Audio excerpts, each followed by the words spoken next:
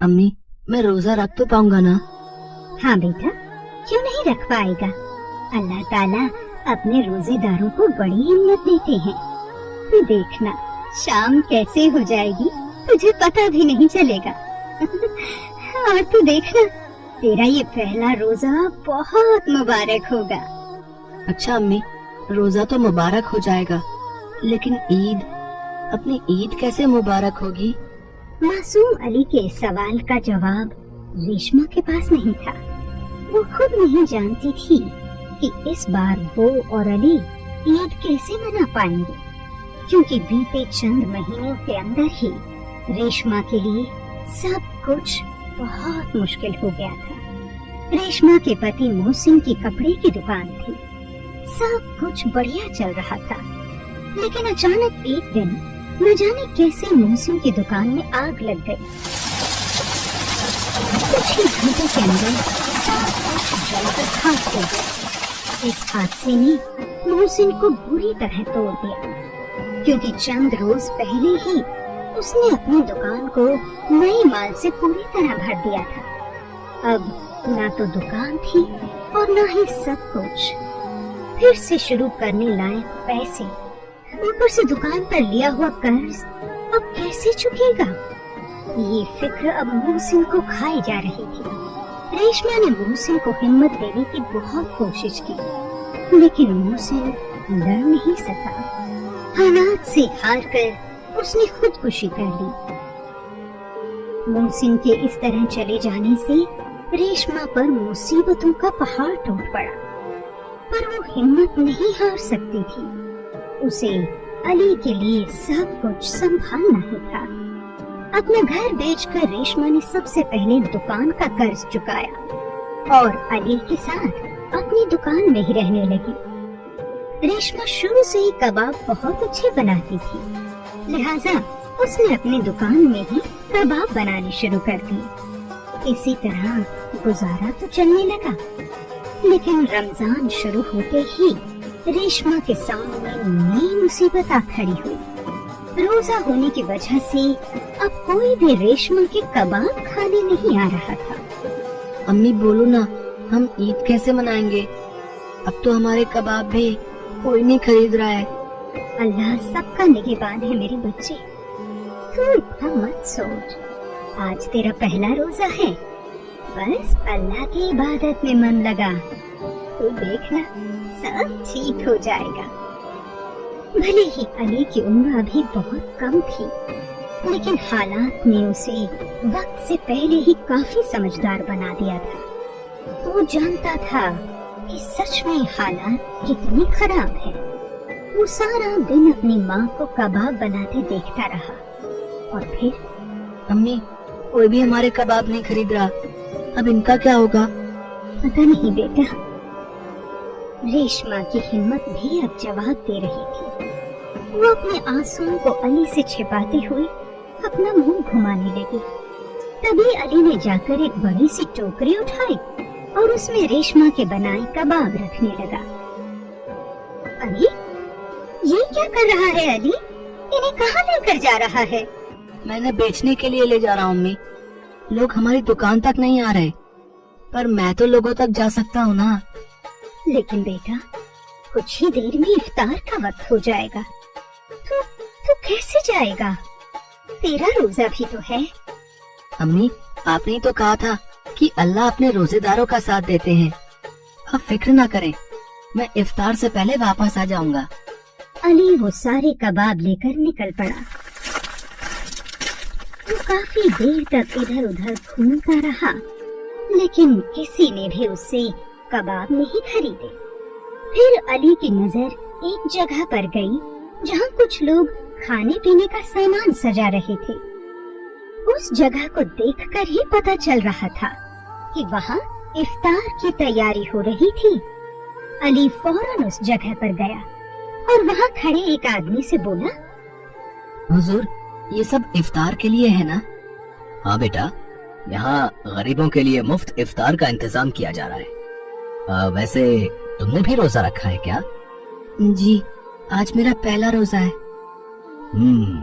ये तो बहुत अच्छी बात है बेटा।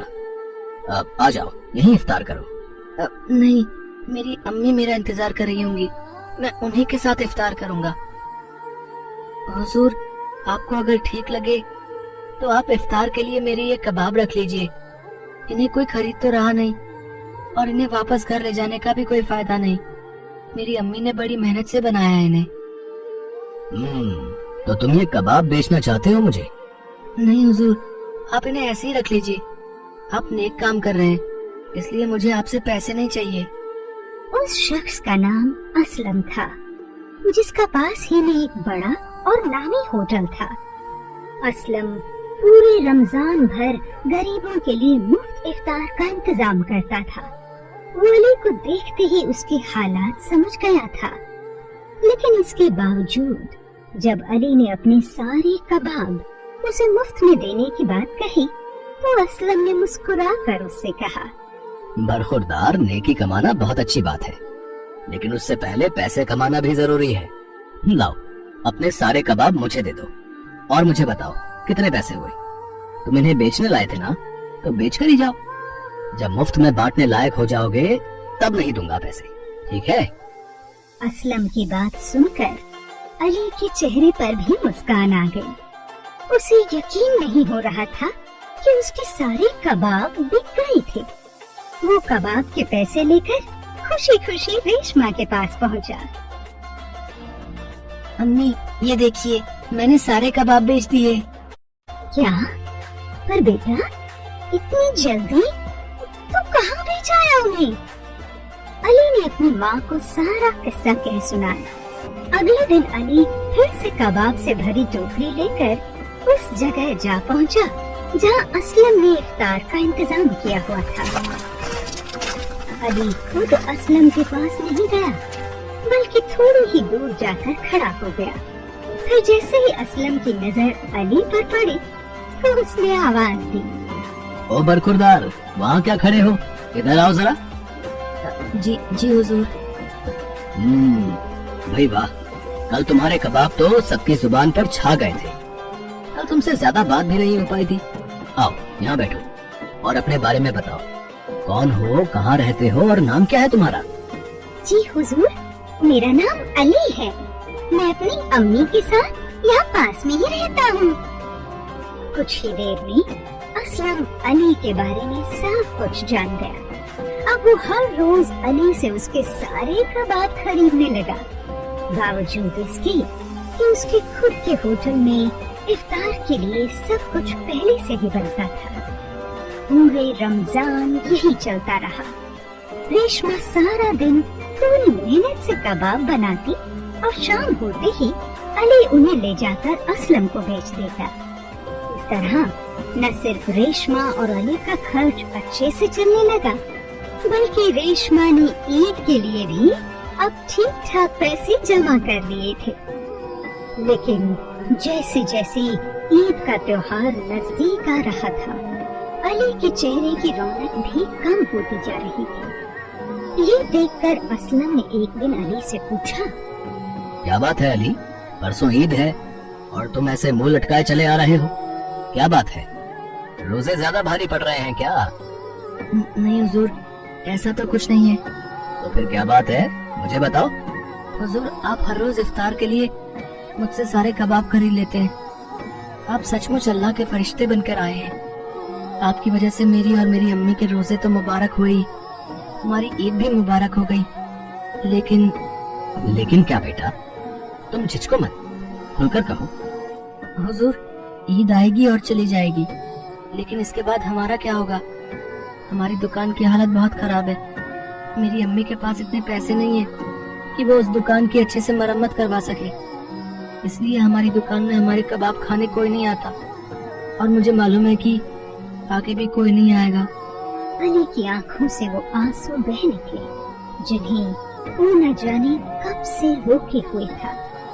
असलम ने एक बार फिर अली के सिर पर हाथ रखा और मुस्कुराते हुए उससे बोला, ऐसे हिम्मत नहीं हारते बच्चे, मैं कोई फरिश्ता नहीं, बस अल्लाह के रसूल को मानने वाला एक आम इंसान हूँ। सच तो ये है कि ये तुम्हारी अम्मी के हाथों का स्वाद है जो तुम्हारी कबाब में खरीदता आया हूँ। और एक बात तो बताओ जरा, मैंने तुमसे ये कब कहा कि ईद के बाद मैं तुमसे कबाब नहीं खरीदूंगा? क्या? लेकिन हुजूर, ईद के बाद तो इफ्तार नहीं होगी, और फिर आपका तो इतना बड़ा होटल है। होटल है तो लोगों को खिलाने के लिए कबाब तो चाहिए ही होंगे ना मुझे।